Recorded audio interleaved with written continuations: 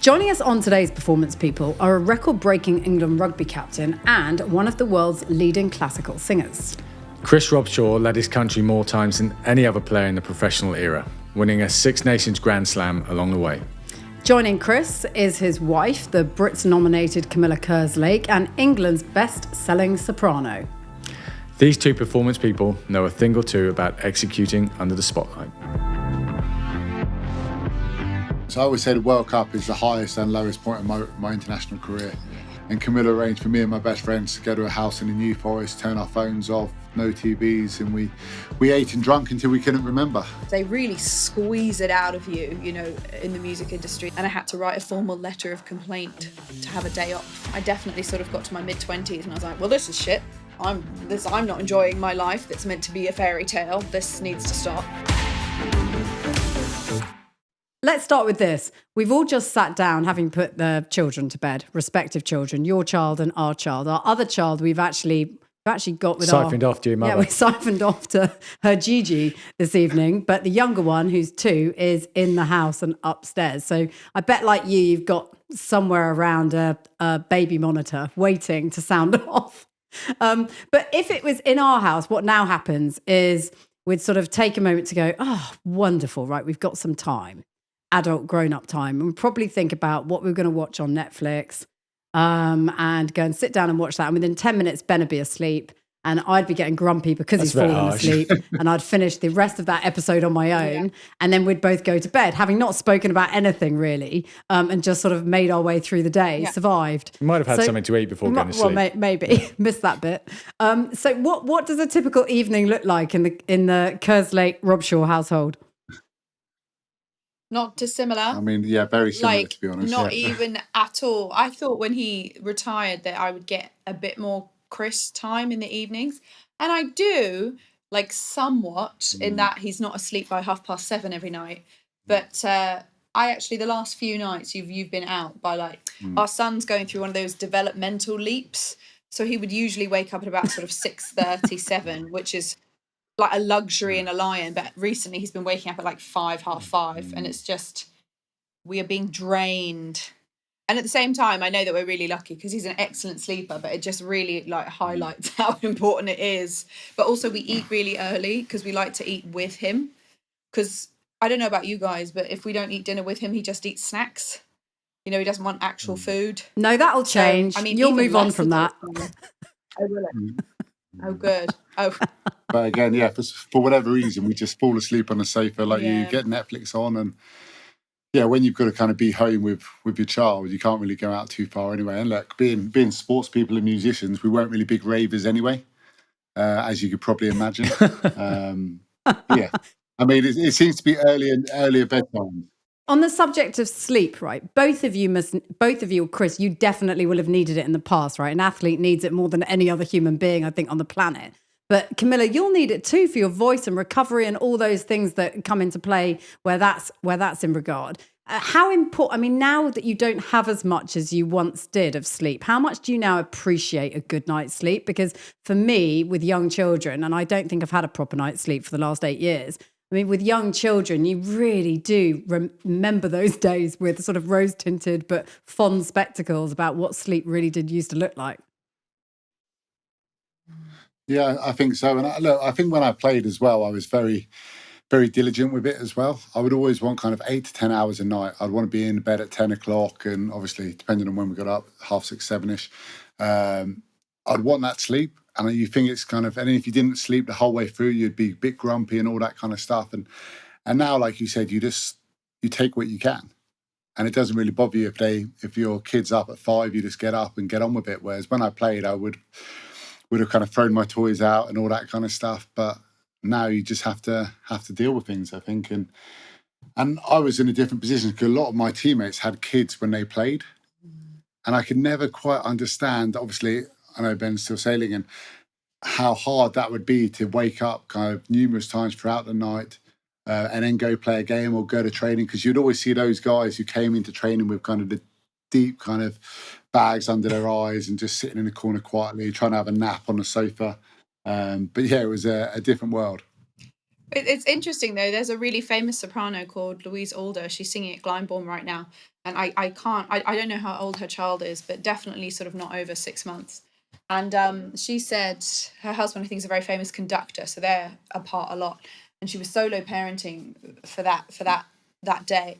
And she said she woke up 4 times during the night, but she sung her best version of that role she's ever done in her life. Wow. So I remember someone said to me, our publicist actually, he has 3 children, and I remember talking to him about it before we'd had a child.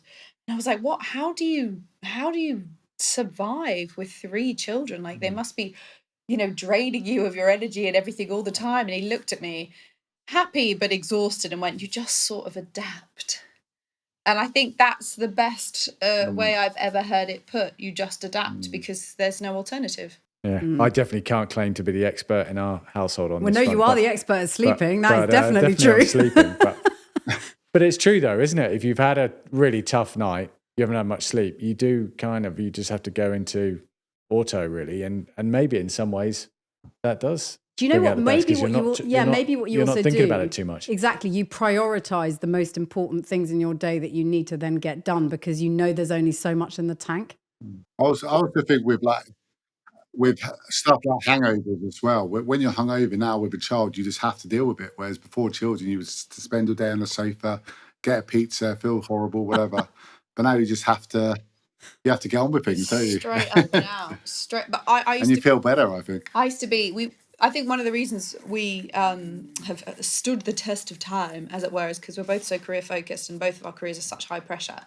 If I was doing the NFL or something, for example, I mean, one time they told me between the UK and America, it was watched by something like 17 million people. And, they always get you to sing that national anthem like a cappella. So it's literally just you with nothing.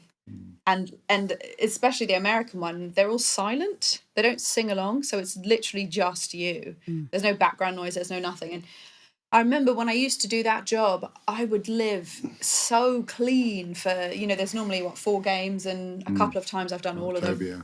So just all of October, I wouldn't go out, I wouldn't do anything. I'd sleep so well, I wouldn't eat anything that would give me acid reflux. And the first time I did the baseball, my son was, I think, 5 weeks old.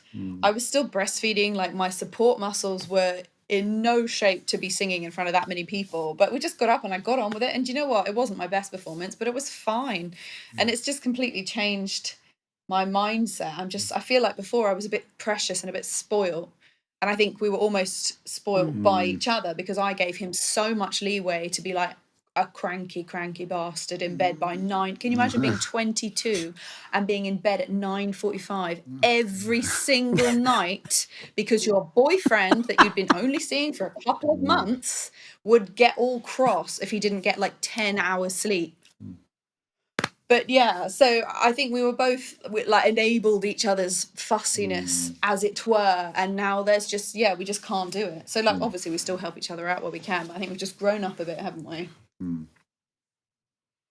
But Chris, with regards to Camilla's voice, is it like having to share your other half with then another thing as well, which is this voice? Because that must need so much of its own sort of attention, feeding, sort of treating it in a particular way, training it, massaging it, making sure that it's as brilliant as it possibly can be. I mean, what do you sacrifice in a partnership to actually have to be, or for Camilla to be able to do what she does for a career? Yeah, I think it's really interesting because when you speak to sports people and you say kind of the day before a game or whatever, you would never go out for a run or be on your feet or something like that all day. When you say in terms of singing and music that you train a couple of hours a day, you, like you said, you do kind of osteo stuff, your voice, your neck, your jawline and stuff like that. And the kind of night before stuff, you would never go to a big dinner in town where there's loud music and you have to shout and all that kind of stuff because you put extra strain in your voice. And it's when you think about all this stuff, it makes a lot of sense to a lot of people. But until you, like I said, go out with a singer and understand their rituals and their habits and their training methods, it was just getting used to it because like you guys said, I'd been through so many different training regimes and all that stuff. So I knew a lot about my body and it was just doing it in a different area, but with the same amount of respect. Yeah, how insane a practice regime do you have, Camilla? Well, sometimes it can be quite tough. At the moment, I'm singing Peter Grimes at the English National Opera.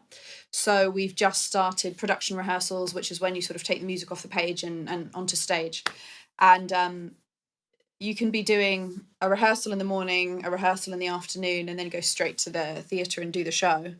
So, it's another thing about being precious. You just can't be precious. You have to. I genuinely believe that being an opera singer is not in any way dissimilar to being an athlete, especially at the highest level. As you go up, it gets more. I sing for at least 2 hours every day. I do a lot of yoga. I do like weights and everything else that people do if they want to remain a certain shape. But on top of that, I wouldn't dream of going even for dinner. I just wouldn't go out the night before a show. I wouldn't go out 3 nights before a show if it was a big show. It's like a real engine, and it's sort of from like the groin up, and it all works. And if one tiny thing is out of sync, you're just not going to produce the best sound you can. And when you think about opera, it's quite extraordinary what you're asking your body to do. You're asking your body, your vocal folds are the same size as the cuticle of your nail, and you're asking vocal folds to produce a sound louder than most speakers can make, to project across a 60-piece orchestra and in Peter Grimes, for example, a 65-piece choir. That's 125 people you have to be louder than. And it's all about direction and focus. And, we have the same lung capacities as sort of swimmers and pro athletes and everything. And it really, I think that's why it works so well, and September is always a really busy time, and then it sort of peters off, and I can relax a bit and socialize a bit more. But I guess it's just like when you have like a big competition or something on. But then in the summer, we'd have it large and just like eat and drink and party and live our best lives. So, but I think it's just any job like ours that lots and lots of people want to do. You just have to know that there's a lot that you have to sacrifice to do it. But that I think, well, we would all agree, or we wouldn't be doing it, that it is definitely worth it.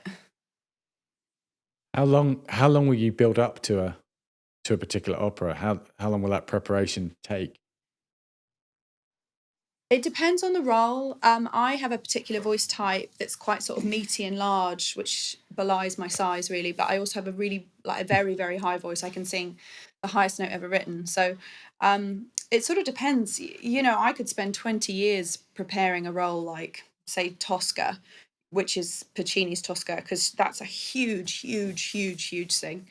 I can't tell you guys about it yet because it's not been confirmed, but there's a role I've been working on for about 2 years, which I'm hoping to premiere next year. Classical, so. Yeah, so I was a crossover singer, a classical crossover singer, which doesn't require much training at all. You just have to sound decent and look pretty. But about 5 years ago, I decided to rigorously train operatically. Classical music, I think it's more than 90% privately educated. So I was the sort of girl from a comprehensive school who, lived for a few years on a council estate, who was sort of decided that, I was going to work in my 20s and save up and pay for it myself. And it really is. I get like any kind of physical thing, you start at, you take one step, and then from there if you have a talent, it's all about nurturing it and putting in all the work and all the sacrifices and thousands of hours of training. And then if you're lucky and if you're good enough and if the wind's behind you, you end up singing for the English National Opera at the Colosseum, and that's the goal. And it's definitely, it's been a voyage of love, but I'm very, very pleased to sort of have ended up here.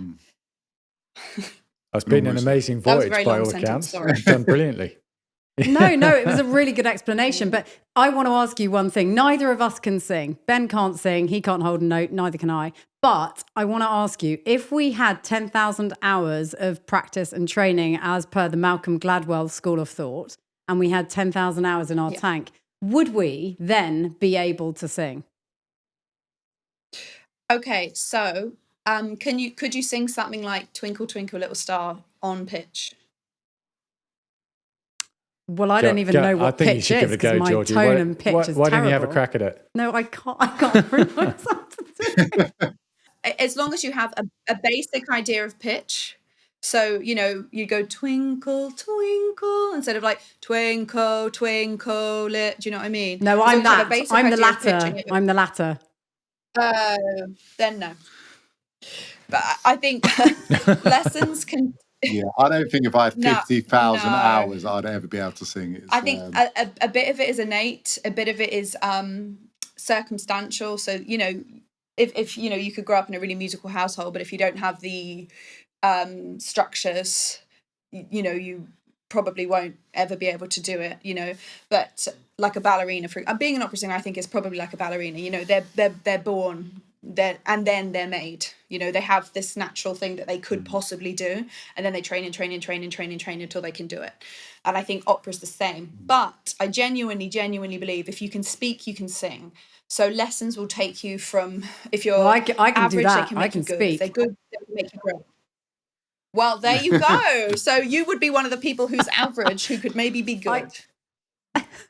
Well, I need to try harder is the motto. And your dad's got some serious rhythm. So actually, you should be up there. I don't think you're the right person to comment on whether dad's got rhythm or not. I don't know if that comes from an oracle perspective. I did read somewhere when looking up about, you know, singing and classical singing and everything that's sort of connected to it. Somebody said, I don't know if this is right or not, that the voice is, let's get this right. How am I going to say it? The fact that it's connected to the body's biological clock and needs warming up the same time every day. What happens when you are in a time zone change scenario? Does travel completely cock everything up for an opera singer, for a classically trained singer? Do you know what? There are definitely times when I do sound better. So I think they say the best time to sing or do anything physical is around 12 p.m. But then, like when I'm exercising, I always feel like I have my best runs. For example, I can always go the furthest or the fastest at about 3 p.m.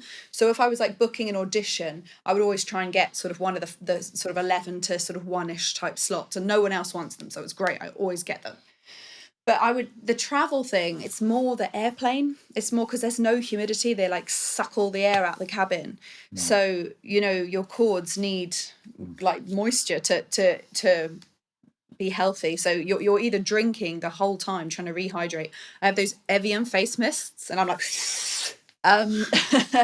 or the worst is when we go on holiday somewhere hot and Camilla hates having that AC on for her voice. I won't have the AC. So I'm there sweating to sleep at night. And then Camilla's just, do it for love and money because it's in his best interest. Let's be honest. You could try a separate room, Chris. You know, leave Camilla and the baby together. I mean, gladly. That's your ploy. He smells like a walrus. But you mentioned it before, and it's true. Like you have a real common theme, the two of you. It's you know, it is this rigor, this discipline, this real pursuit of greatness in your own individual areas. I mean, Chris, the sort of the routine, the regimen, all of that comes with being a professional athlete. Do you miss that bit? Do you miss not having that in your life anymore? It was such a major part of your world. Have you got that back yet in any formal way? Yeah, I do really miss it actually. For 18 years, well, since school. My Monday was this, my Tuesday was this, my Wednesday day off, Thursday, Friday, all were exactly the same, except you might have the odd corporate dinner or charity event or appearance or something like that. But generally, that was how it went for 30 odd weeks of the year.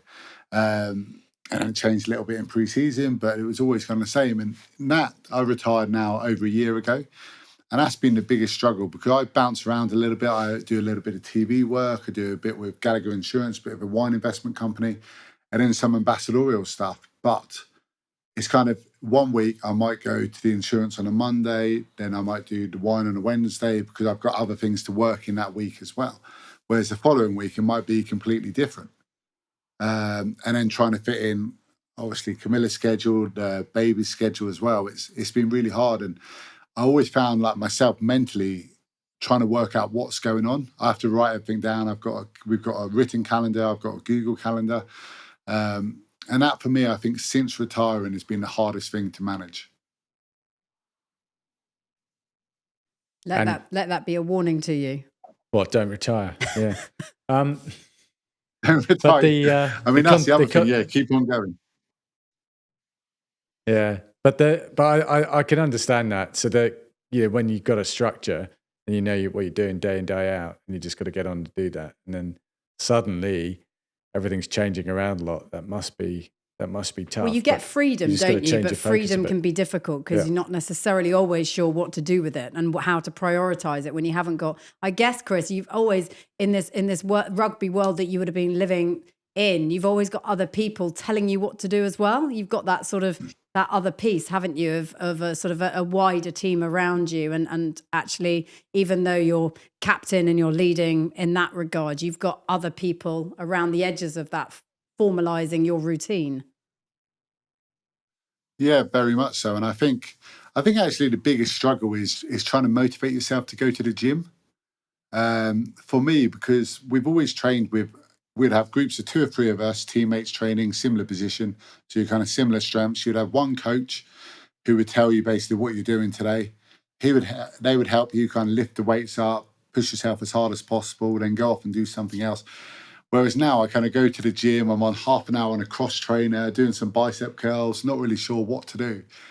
Even though I've done it for 20 odd years, it's having that motivation as well. But I think being a captain and all that kind of stuff, I like to be in control of stuff. So I'm quite organised with my diary, with like bits and bobs and structures of things. Even it annoys Camilla so much that I'm trying to find out and organise her diary and her life. But you definitely miss going to the airport and everything's been done for you. Your manager's sort of the coach out, you're on the plane, your bag's been taken, all that kind of stuff. It's gets a very nice way of life. And then, you have to remember how to do things yourself again. I think that happened to both of us, really, because I got a record deal when I was 19, and I sort of basically moved right out of uni to the baby monitor's gone. Monitor, there we go. yeah. But so I moved right out of uni to having management and agent, like every second of my day scheduled. I would have my schedules like sort of 6 months in advance, and they really squeeze it out of you. In the music industry, they very much don't give you time to rest and everything. I think that's why they like getting you so young, before you have any real commitments or anything, when you can actually cope with the amount. I think one time I worked 6 months straight, sort of 12 to 18 hour days every day, and I had to write a formal letter of complaint to have a day off. It's not like that now. I definitely sort of got to my mid-20s and I was like, well, this is shit. I'm not enjoying my life that's meant to be a fairy tale. This needs to stop. But I remember trying to explain to Chris once I'd sort of put a stop to that, and then I was sort of more of a freelancer. Because he was so scheduled and everything, and he always wanted to know where I was, what I was doing, And I had to say to him, I was like, listen, the amount of headspace, he's sorting out the monitor, the amount of headspace it takes just to plan my week. Like I could get a call on Wednesday telling me that I had to go sing in Venice on Friday morning, and then I'd have to spend all day Thursday, cancel all my plans, and pull an outfit, because of course you're singing for someone really wealthy who you have to look amazing, and there's going to be a press call, so it has to be designer and all that kind of stuff. And I don't think it was until he became freelance himself that he realized why I used to get so annoyed when he would ask me where I was going to be at a certain time and all that kind of thing. Because now, it's different now, because obviously we have the baby, so we really do have to sort of, someone has to pick him up. We can't just leave him there. But it's frowned upon. But yeah, I think now he definitely gets it. And he did turn to me, I think when he'd been doing it for about a month or two, because he kept saying, I just need to get used to it. I just need to get used to it. Then things will calm down. That very classic, I just need to get to the end of this week and then things will calm down. And everyone says that to themselves from like 22 when they start like properly working to like 65 when they retire. And I was like, Chris, this is just your life now. Buckle up. This is what it is to be a freelancer. It's true, isn't it? I think also like a mum, because a mum is sort of forever multitasking, right? Forever juggling things this way, that way, every other way, up, down, all over the place. And I mean, I remember you saying to me, "Why are you getting so stressed about something to do with the house or whatever?" And I went, Just "Right, anything. I'm going to write you a bloody list of all the things I have to do that basically are focused around the house, and you can tell me whether you think I'm overreacting or not." And honestly, I gave him this list, and it was hilarious. He looked at it and forgot to think before he opened his mouth and said, "I need to hire someone to do this." And I was like, there, in that moment right there, remember I this wouldn't have moment said that that. you did. No, I definitely- Remember I think I that said you you were said that, overreacting. and let's park this moment and now acknowledge me for the multitasker that I am. Thank you very much indeed. So we had that kind of conversation. So I think that does happen. Unless you're in somebody else's shoes, you can't always see it as clearly. And I guess that is what happens. You know, you stop a professional rugby career and you're into something else where you're having to juggle everything, and you do suddenly appreciate, you know, what other people are confronted with in their lives too, right? You've been out of the room, Chris. We've been gossiping about this for a while. Yeah. I've just been. I know. I actually, one of my most admirations is the way Camilla just can go to the gym on her own and get on with things. And like I said, to have structure, schedule, people telling you what to do. Of course, Self-motivation is very, very, very hard, and I've been doing it since I was about 14. Yeah, which is amazing. Because of course we are motivated and we push ourselves when we play and all that kind of stuff. But you still have other people kind of pushing you along the way, and it helps massively. And I kind of miss my 6-week structure. I might ask someone to write one up for me, just a list over 6 weeks, and that can organise myself. I went down to see Ben. He very kindly took me on his boat, put that in the diary. I stayed in a very glamorous place in Plymouth. Yeah, that was. I got a nice parking ticket as well. I'll send you the invoice, Ben. Yeah, well, it was work, Chris. Like, you know, the Masters and exactly, it's all work, exactly. You know, one way or another. How did Chris fare on your seafaring adventures? It was bloody good. Yeah, we had a great time. We're on the foiling F50, pooning around Plymouth Sound. Okay. Sun was out. Yeah, we had a good day, didn't we? Yeah, it was great. I did think I was going to fall overboard at one point. I grazed my knee on that stuff, but it was, except for that, it was brilliant. I mean, the experience, and I would get very seasick. I actually don't really like sailing unless I'm on a nice kind of cruise boat in the kind of Caribbean. But I love seeing people at the top of the game and witnessing them. Yeah, exactly. No, but like seeing them in their element and having that experience of the elite level and seeing what makes those people tick as well. And to witness that and to be on one of those boats, which is flying above the water, I still don't understand how they do it. And then the ability to turn and the teamwork and how it's milliseconds of like fine things that kind of make the difference over a season. And it's these kind of things when you see other elite athletes, it baffles me. Even if I don't have the deepest knowledge of the sport, whatever the sport is, whatever the industry, I've got a huge admiration for it for sure. And similar to Camilla, she's taken me to the ballet once or twice. And look, I don't understand the ballet at all, to be honest. But what them as athletes can do is absolutely incredible. I mean, being able to lift someone up or even stand on your toes. I mean, I can barely touch my toes, so it's a little bit different for me. It's true, isn't it? But you've got an appreciation of elite sport at the highest level, basically. Can we talk a bit about captaincy and leadership and the things that you would have learnt as England captain, as Quins captain, the things that you would have picked up along the way that you now are able to apply to business? And like you've said, you've got a smattering of interest there. So how you're able to actually pull those learnings and take them into your next chapter. Have you found that those experiences, good or bad, and I know there were both because there always are, have really helped subsequently? Yeah, I have. And look, we've been lucky. We've had some brilliant people. I know Ben's come and spoke to us with England as well. We had some brilliant leaders from many different kind of fields as well. So you always try and pick up ideas from them.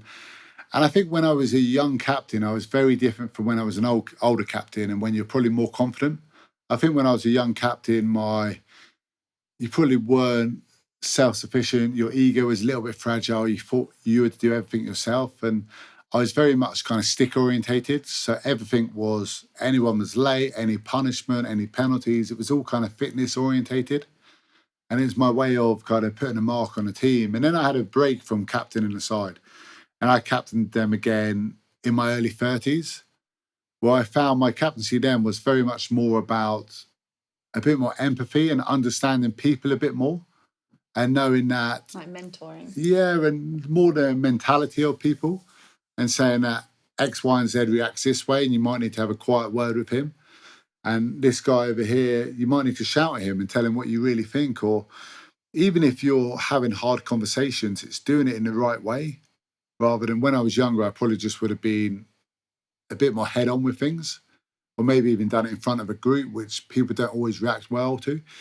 And as you got a bit older, you kind of understand that because you've been through it a little bit more. You, like you said, you've had some brilliant highs and you've had some tough lows as well, and you've gained a little bit of knowledge. But I think the biggest difference is reaching out to people as well.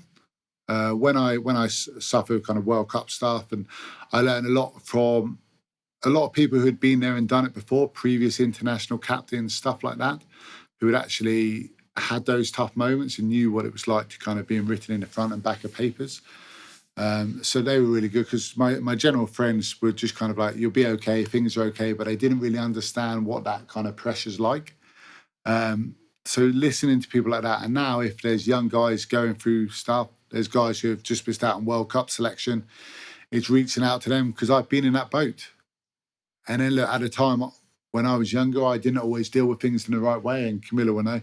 I held a lot of it in, whereas I think now if I was to go through something like that, I'd be a lot more open to stuff, whether that be talking to people, sharing a bit more, would definitely be key factors. He is, honestly, as well, and I think from all of that, because people who know Chris, like a lot of people, actually, like a lot of sportsmen at the top of their game, he's very quiet, and he's quite introverted, and sort of, he'll come into a situation, and a lot of the time he won't talk, or just sort of like assess what's going on and all that kind of thing before he feels comfortable. But I trust his judgment on people just so much. I remember I was going through something with someone that I was sort of working with a few years ago, and it was really serious, and there was like emotions were high, and there was a lot of money involved, and I was just like, oh, I'm just going to go and be like, oh, you, how dare you, that kind of thing. And Chris just looked at me and he said, what outcome do you want? What is the outcome that you want from this communication? And I know that it seems really obvious, but when I think I was like 26, 27, like when you're like young and hot-headed and all that kind of stuff, you just don't really think like that. You just think, oh, I feel this way. And Chris is a few years older than me. I mean, you would have probably been like, about 30 at that point, 29, 30. And it was the first time anyone had ever said that to me. Like every situation you go into, even if it's a bit pinchy and awkward and uncomfortable, you go into it wanting a resolution. And the best way to go into these things is to think about what resolution it is that you want, and then the best way to get it. And not in a manipulative way, but just in a, having a conversation where you sort of weigh up the pros and cons and put your bit out to them so they understand and can walk in your shoes is probably a lot going to resolve things a lot quicker than just shouting and being aggressive and stuff. I captained Harlequins at the age of 23. England at 25. So I was a young man. I was an inexperienced guy, and there was things which I really struggled with initially, like having hard conversations with people, especially your friends, where you would have to sit them down and basically say, you let us down, why weren't you good enough, all that kind of stuff. And that then they're going around the corner and slagging you off to the rest of your friends and all that. And I struggled with that, and I ended up separating myself a little bit. Yeah, you did. And then also there was times when you had to learn what camp to be in, because being a captain, being a leader, sometimes you had to be in a coach's camp, sometimes you had to be in a player's camp, and you have to do what's right for the side. At the end of the day, it's what's right for the side, and you have to pick and choose, and it's not always popular. And I remember once we had played on a Sunday, and we had a short turnaround. We played the following Saturday. And we had, on Monday, it was to come into training. But the head coach at the time, Conor O'Shea, told me, look, we're not going to come in, but I'm going to message everyone in the morning at 6:30 in the morning so they wake up to a message saying the day's up. I just don't want people going out on a night out and drinking and all that kind of stuff. So we got back to the club and we went out, some of the guys, and I said, look, don't worry, guys, we're all off tomorrow. Trust me, all this kind of stuff. Let's just go and enjoy it. 7 in the morning, that message never came. And then Conor had got wind of it, and then we were doing hills at 9 o'clock that morning. So yeah, there was a couple of guys being sick. Wow. But it's that type of stuff where you learn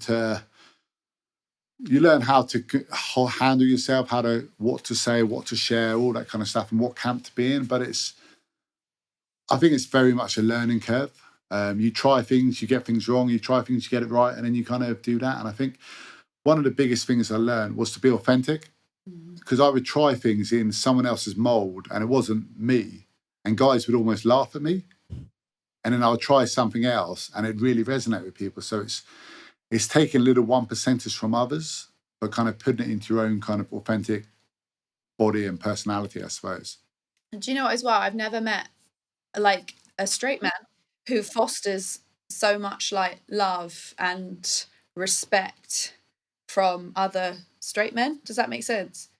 And I think it is because of all the things you said. You know, he takes each individual individually and he tries his absolute best. Like, he's going in early to do extras with, you know, the 21-year-old who's like desperate to be sort of the next Owen Farrell or whatever, and all that kind of stuff. And he took that time.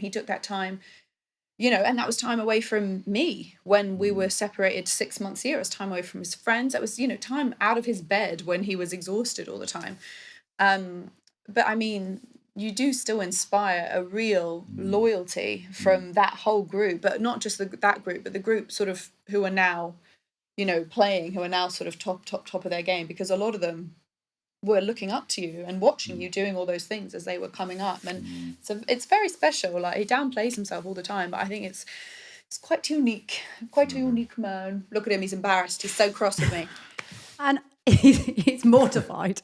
But also, that's the thing, isn't it? We were speaking to John Amici, the NBA player, who's sort of a sports psychologist now. He's on this series podcast, and he's fascinating about that. He had a couple of things, Camilla, in reference to what you were saying previously. He said, it's so tempting to want to win right now instead of looking at a longer term victory plan. And I think with reference to what you were saying about just firing up over an argument with somebody, actually, what do you want the outcome to be? Like, and you're really good at that. Mum always says Ben's amazing in a crisis. Like, if you've got a crisis, call Ben. Because it is about that, just sort of like taking what the heat is about the situation and taking that out of it, and then knowing how you want it to go. What do you want to get out of it? What do you want the outcome to be? So I think that's really, really true. That really rings bells with me, because you've had that as well, right? You've had some real ups and downs, like Chris has in front of the media, where you've had to front up as a captain and a leader in a situation which you don't really want to have to face a barrage of criticism or questions, but you got to have to do it. And then you got to go back to the base and see the team and rally the troops and tell them the positives and the silver linings. Yeah. It's hard, isn't it? Yeah, it's not always that much fun. But I think I was really interested in what Chris was saying about, as a leader, the moment you sort of understand actually your job is really to support and bring along the other players as much as what you might be doing as a player. It's actually more about what you can do for the rest of the team. And it certainly took me quite a long time. Yeah, but you came from a single-handed sport, right? So you came from that into then a team that's sport. Probably why. But yeah, that's the key to great leadership, is putting your arm around another player or getting the rest of the team to, you know, when the chips are down, to believe in what you're doing and to support them. And yeah, it's inspiring listening to Chris talk about it. It's like the basis of that alpha mentality. You know, I feel like that word has been sort of co-opted by a really toxic corner of the internet. But like, when you think about like the alpha wolf, for example, his job is to make sure that the wolves at the back are keeping up, you know, and if they're not, he'll put them in the middle, you know, and he'll have the strongest wolves at the front and at the back. And the ones at the back are there to make sure the ones in the middle, like the old ones and the babies, don't get taken. So all of this old, you know, like wolf pack leadership stuff, if you actually look into it, if you actually read what it's all about, it's actually about exactly what both of you were just saying. And I almost feel like definitely should be taught in schools and all that kind of stuff, because I would have liked to have known it. Yeah. I agree. It's a survival thing. Yeah, I think, but that's literally. I think that's a great point Camilla makes. I mean, a lot of us work this out far too late in our lives or career development. It would, certainly from my own perspective, that would have been great to be on track with that earlier. Camilla, I've had to be next to Ben and behind the scenes with Ben when it's all gone completely tits up, as you have with Chris. your experience from your perspective of that 2015 World Cup fallout. Because subsequently, Chris, and I don't know if this is what you focus on, but when I look and read things now, reflecting back on that time, there's so much praise for you. And I don't know if that just sort of skips on by because you remember the negativity piece more than you do that. I don't know. And you'll have to tell us. But Camilla, from your perspective, I mean, what was that whole period of time like, especially sort of post that press conference, which I know, Chris, was really hard for you to do when you sort of walked back into the safety of a hotel room to see your loved one there and you just go, oh, for Christ's sake. And then it all comes out. I mean, what was that moment like for you guys? Because I know we've been there a couple of times. It's really, really hard. For me personally, the whole period was just incredibly lonely. He was so protected in Pennyhill Park, you know, and they had sort of media people and everyone sort of like looking after them. And I kind of had no one, you know, so you'd have like paparazzi outside your house and you'd have journalists doorstepping you. And it had never been like that for us, you know, like, so, I mean, I started singing, 3 or 4 years before we met. And, you know, when you become a classical singer and a rugby player, you just don't expect that. And it's not what you want. You know, if you wanted that level of attention, you know, you'd try and be a pop star or something. So I found the first half of it like really exciting. And I was so proud. Like, I can't even explain to you how proud I was.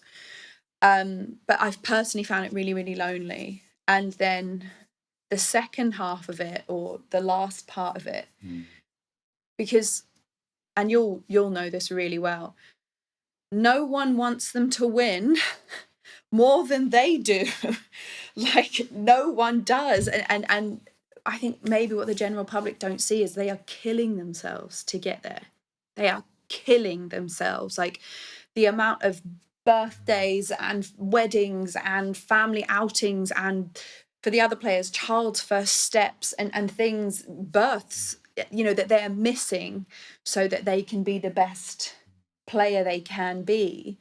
And then, you know, like the bounce of a ball, or like a gust of wind, or, you know, one of the players is really sick, and then it's just like, it's just all over. And all those people who were like cheering for you and celebrating you, they just turn, and it became so ugly.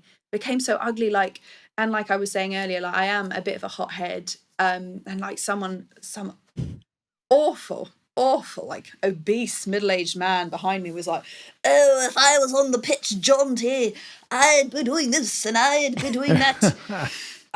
And he was sat behind me at every game. He must have had his own seat or something. Every game it was someone even more posh that he was with, like, Bunty. And every game he would say these ridiculous things about these boys who had pushed their bodies to the absolute limit to be the best they could be. And he was like, no, absolutely not. What are you doing? And in the end, at the last game, I can't remember what he said. He said something awful about Farrell, which was completely untrue. He said something awful. He was slagging off all the boys. And then he said, it's Robshaw's last game. If I was on the pitch. And I just turned around and I was like, Jaunty, I'm going to stop you right there. If you're on the pitch, you'd be dead. Wouldn't you? Couldn't keep up with them, could you? No. Zip, zip. And then I think Richard Wigglesworth's wife was like, okay, we're going now. Bye, sorry, Jaunty. Yeah, so I'm not sure if you're better at keeping it in than I am, but it's the only time I've ever broken, ever. But yeah, it was horrendous. Look, the fallout of it, and it's whether there's proud moments. I always say the World Cup is the highest and lowest point of my international career. Yeah. Was leading the guys out of the home World Cup, and then of course losing the press conferences. And I can't even look at the pictures from that time. Like, I can't. If I ever Google him and a picture of his face at that press, I can't physically. My heart just. And all that kind of stuff. But Camilla was great as well, and she organised literally the following weekend. Again, I was in a very dark way, as I'm sure you've been, Ben, in tough times, and I was pretty dead behind the eyes. And Camilla arranged for me and my best friends to go to a house in the New Forest, turn our phones off, no TVs, and we ate and drank until we couldn't remember. And you know what? It might not have been the most sensible thing, but it was quite a nice release, even if it was just for a weekend. And it definitely helped. And it's weird. Like, I'm sure you guys have been there. And when you're in these moments where you feel everyone's looking at you, Everyone was looking at you. You feel like you're in this fog, and it's hard to explain to people who haven't been. You feel like you're in a fog, and just over time, this fog just gradually clears. And obviously, this can take a long time. And for that, it took a significant time to really get through. And there were some moments throughout the year, and then we played Wales in the Six Nations. First game back at Twickenham, I was playing. Obviously, one of the teams who knocked us out, and I was doing a lap of honour. And we'd just won the game. And I just broke down in tears. I had to get in the change room. I didn't want people to see me. Didn't want the public to see me. I didn't want to show that side, all that kind of stuff.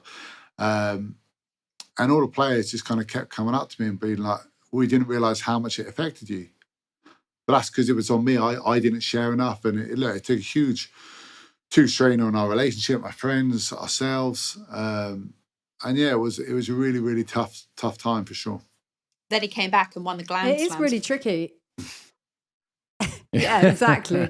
It is really tricky, that, isn't it? Because you kind of, this build up of pressure, like there's just this constant build. And then at some point it just bursts, and it either bursts in a really positive way because something amazing happens and everyone's excited and, everyone's celebrating, or it goes the other way and there's this huge period of consolation and sort of hunkering down and getting through it. But then you're right, it definitely has this sort of impact on your relationship as well, because at some point, I don't know if you're like this, Camilla, but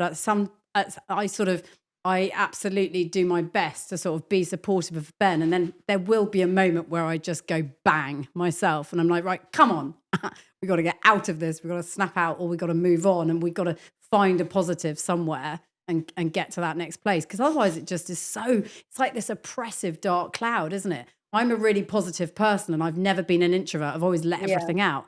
So I have to teach myself. I'm learning better, I think, every time. But hopefully next time we'll win this bloody cup and I won't have to worry about it again. But it is just this build of pressure. You know exactly when it's going to happen in a campaign and when you've sort of got to be really supportive, and also then when you've got to be honest. Just to try and flatline. I know. That's you're so good at flatline. Right? He's so good at consistency. You know that bit about I said that's the trick. I didn't say I was good at it. No, that's you are what good at it. You're good at even it. You're good at the, pardon the pun, even keel. You are, though. You manage to keep it really, really level and even. And I do think that's a total trick amongst elite, all of you super athletes. And Camilla, I include you in that because I agree with you. What you do is that version of athleticism. Just being able to sort of maintain this consistency across everything. It's a very, very special skill. I actually banned him from sulking. So, say he lost on a Saturday, he was allowed to be cross about it Saturday night. And, he always watches his game backs and goes, every time something goes wrong, I go, and I would just, let him watch and I'd just be reading my book. I'm like, all right. But then by Sunday morning, he had to be not over it, but he had to be not ruining my life anymore. Because initially I just sort of let him get away with it, and he'd be sulky until Wednesday, and I'd be like, well, my life is shit now. I don't pout if I miss a note. Not that I would ever miss a note, but I don't know. I'm very good at not making my stuff your stuff. Yeah. If if you audition for a role that you're perfect for, that you've been given before, and all that kind of thing, and I don't. I think because with music, you sort of get crushed. On a weekly basis, brutal things happen. You don't get the job of your dreams, or especially during COVID, everything gets cancelled, and all your friends are losing their houses. Or I just think to be a musician is to live in a constant state of sort of sadness. And exhilaration. World is more like that, isn't it? Yeah. So it's actually really interesting what Ben was saying about the even keel, because, for example, when the English National Opera jobs came through, because I'm with him for Peter Grimes, which is in September and October, Handmaid's Tale, which is in January, and Magic Flute, which is in February and March. And when that came in, obviously I've been working towards it for a really long time, and I've given up a lot of my crossover work to train. When that came in, everyone was like, yay, so excited for me.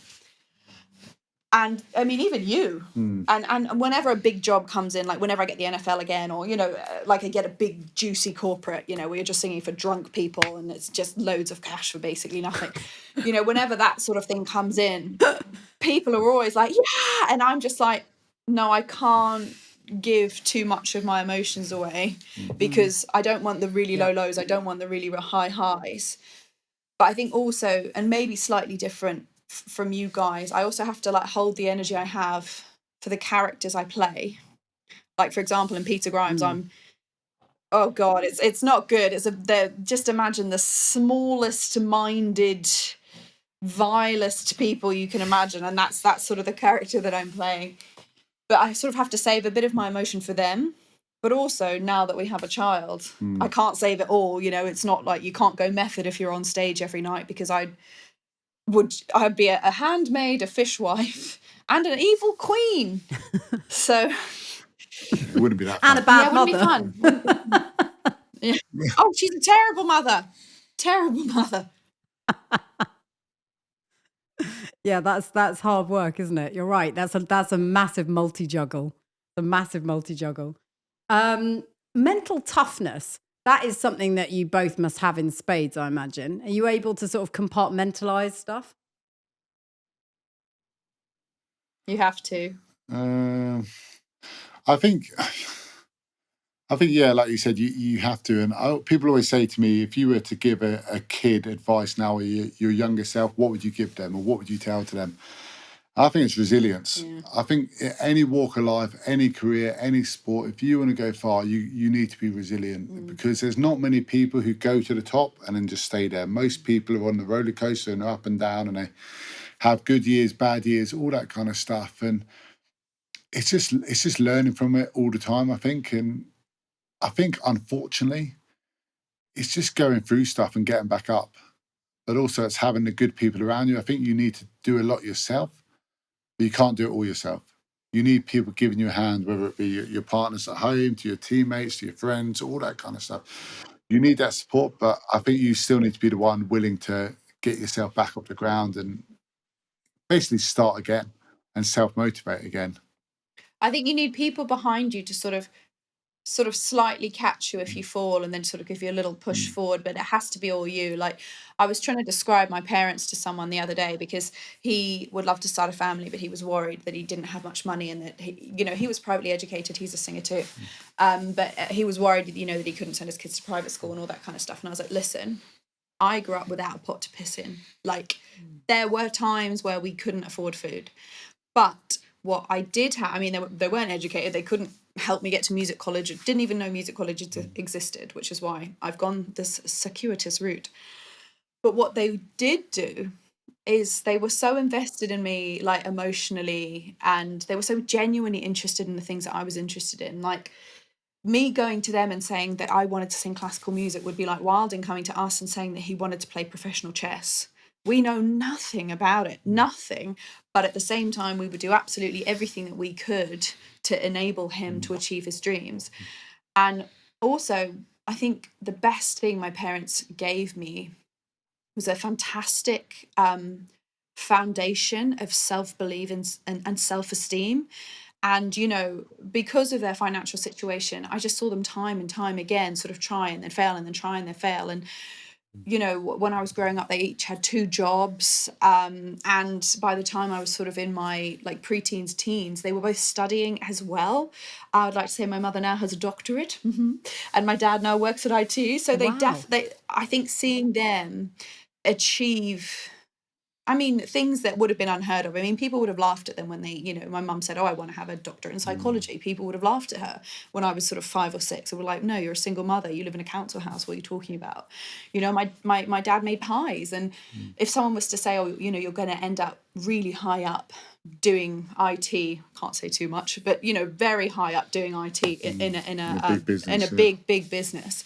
I don't think anyone would have believed them, but I think seeing that and seeing what they could achieve definitely gave me, there was never a point where I thought, oh, I can't do this. I was just like, of course I'm going to do this. Like, look what they've done. And they were always just sort of gently behind me. They never pushed me, never, quite the opposite.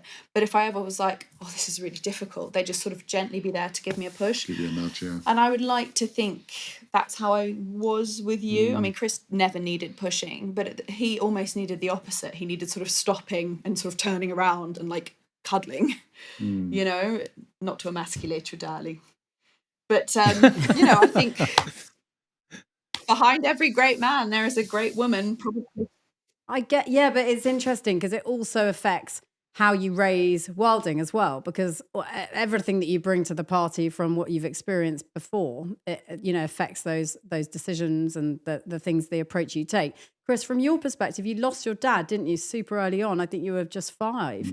So has that changed how you see things, how you want to raise Wilding? Is that the sort of decisions that you make around being a parent and being a father? Yeah, it has. It makes me probably more sad and probably think about it a little bit more now.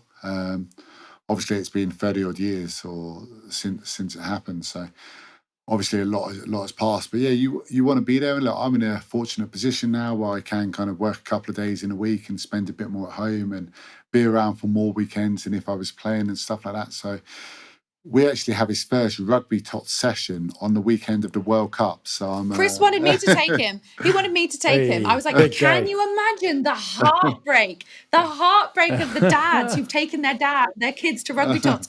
There's a Robshaw there, and then it's me. I'm the one that turns up. Absolutely not. That's not happening. I think that would be ace. It's not happening. He's under a bit of pressure for a 2-year-old, isn't he? Well, exactly. Yeah, starting young. But I'm not worried. If he wants to play rugby, I would like him to do some sort of sports because I'm very sporty. I'm not the most academic. I was very dyslexic. So I want to be kind of outside playing with him and stuff like that. So I do hope he goes down that kind of route. But I think it's like anything. If he wants to do something fully, I'll support it. Like Camilla said, the chess example. If he wants to do something fully, I'll give him all the support he can if I can give him some knowledge. But look, I'm probably not going to be out there forcing him to do speed drills and down ups and burpees and if he's late on his homework or something like that, because I want him to aspire to be a rugby player. And look, I'm sure you're the same. You want your kids to experience more than you. And look, rugby's been amazing for me. I've travelled the world and we kind of met through rugby and given me an amazing life and amazing experiences and all that kind of stuff. And you always want more for your kids, though, don't you? You want them to go off and be their own people. But it has to come from them, you know, like you can't, those kids that are just helicoptered and, you know, to within an inch of their life, like piano, tennis, Mandarin, you know, they get to university, no one's forcing them to do anything anymore. And then they just like loaf around and smoke weed. Are you going to stay away from rugby or are you going to dive back into it in any meaningful way, like as in coaching or management? Is that not your bag or is it something you might look at later? Not really. I didn't really want to go down the coaching route. I do a little bit of presenting the commentary stuff with the TV work. But in terms of coaching, no, I didn't have that drive to do it. And I think a lot of people, unless you really love the sport, a lot of people, I think, sometimes go into coaching because they're unsure what to do. And it's almost like a safe net. Of course, there are other people when you can see them a mile away and you said, you're going to be an amazing coach. You know so much detail and all that stuff. But for me, I didn't have that burning desire. And I had sacrificed, and not only I had sacrificed, Camilla had to sacrifice, and my family of missing weddings and birthdays, and as I'm sure you guys have as well. And I didn't want to do that for not playing the game. I'd always wanted to play rugby. I hadn't always wanted to coach.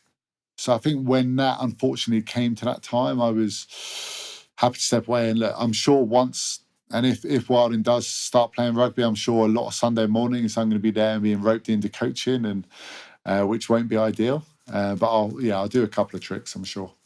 I sort of hope he doesn't play rugby. I just don't see how he could ever live up to it. You know?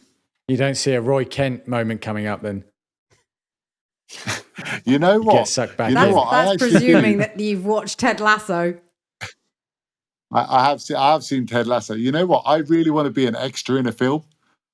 You know what? For some reason, I just think it'd be really cool to be in like a battle scene, just somewhere like, I don't know, having a sword fight in the background. I just think that'd be an amazing experience. What, like wearing a helmet so no one knows it's you, or actually making sure everyone does know it's you? Yeah, just something like that. Yeah, I don't need any lines. I could just be, in the back, sword fight, shooting a gun, something like that. He's just seen that show Extras, and he thinks it's all like all Daniel Radcliffe talking about condoms and like. But I don't think it is. I think those people work quite hard. It's hours of sitting on set doing nothing. Yeah. But like wearing like full plate armor. Yeah. I just want to ask both of you, because it's a performance podcast, I just want to ask both of you for a performance hack that makes it easier to get through every single day. So Camilla, perhaps let's start with you. Like, what would you say is the thing that can most help someone get through a day with better performance? I think remembering why you're doing it. I get asked a lot about stage fright, a lot about stage fright, because, and it's not just, singing to 2,000 people or 17 million people. It's almost more scary getting up in rehearsal and having to sing in front of your peers, because they're all really listening and really judging you. But so whenever I get really, really, really, really nervous, I just stop and relax and remember what a joy it is to do what I do, and what an honor it is, and what a privilege, and sort of, I feel as soon as that happens, like my breathing slows, I can release my diaphragm better. I used to get this thing, if you watch my early TV performances, where I was so nervous, I'd like smile and my cheeks would shake. And I found that was a really good way, just reveling in it and just living for the joy of what you were doing. And, if you're doing something awful, like you've been practicing the same passage for like an hour and a half and you're just like, ugh, just stop and listen to the music that's happening. And then you're like, joy. So yeah, finding joy in all the little bits for me. Yes, very good. For myself, and Chris, when it came to weekends and games, I was very much about preparation. In the week, if I had prepared and gone through stuff, I was confident. Whereas if I'd been injured and maybe not trained or done enough or been a bit slack with my stuff, I was always very nervous in my abilities. But I thought if I had prepared well, I was confident and knew what I was going into. And then, as Camilla said there, I always say when you got to Saturday, especially with international games, you got to play in the best stadiums in the world against the best teams in the world. And for 100 minutes, you got to do what you always dreamt about doing. Yeah. Whereas before that, you were stressed, you were nervy, you were worried about preparation and tactics. After that, you're doing recovery, you seeing sponsors, you've got TV cameras in your face, and then you're worried about the next week. But just for that 100-minute window, you got to do what you always dreamt about doing, always loved, and what every young aspiring rugby player wanted to do.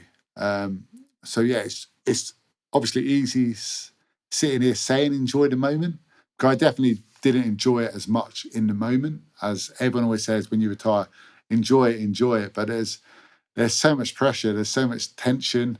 Hindsight's a wonderful thing. But yeah, for me, it was all about kind of preparing well in the week. Do you enjoy it more now in your memory than you did at the time? I think I do. In all honesty, because I was actually saying to Camilla, like, I don't miss rugby. I miss the occasion. I miss the big occasion and running out of Twickenham. And you see on social media with the World Cup's coming up and all the talk about it. And there's so much hype about it. And it's brilliant. And then Camilla was like, before the last one, and everyone, you are so nervy and tense and stressed. He was a dick. But because you're so pressured, and you, like you said, you're working so hard. Yeah, and you are because you don't want to mess up. You want to be at your best. But now, like you said, in hindsight, you think, oh, I really enjoyed it because you're happy in your memory. And I don't know if you're similar, but yeah, I definitely do feel that way now. No, I rose-tinted spectacles over here. No, but I agree with what you said about the preparation. I mean, that if you haven't prepared properly, that's when you're at your most nervy, isn't it? And vulnerable. Absolutely agree with that. That's fascinating. Thank you, guys. That is really, really interesting. Yep. Pleasure, guys. Have a good night. Right, well, even though you're the pro, I'm going to try and wrap this thing up again. I mean, just incredible listening to Chris captaining England on home soil in the World Cup. That doesn't get any tougher than that. And how he had to learn from some pretty tough lessons. As he went through it and looking back on that. And Camilla, what a character. She's fantastic. Yeah, she's cracking. I absolutely love her. She's my type of girl.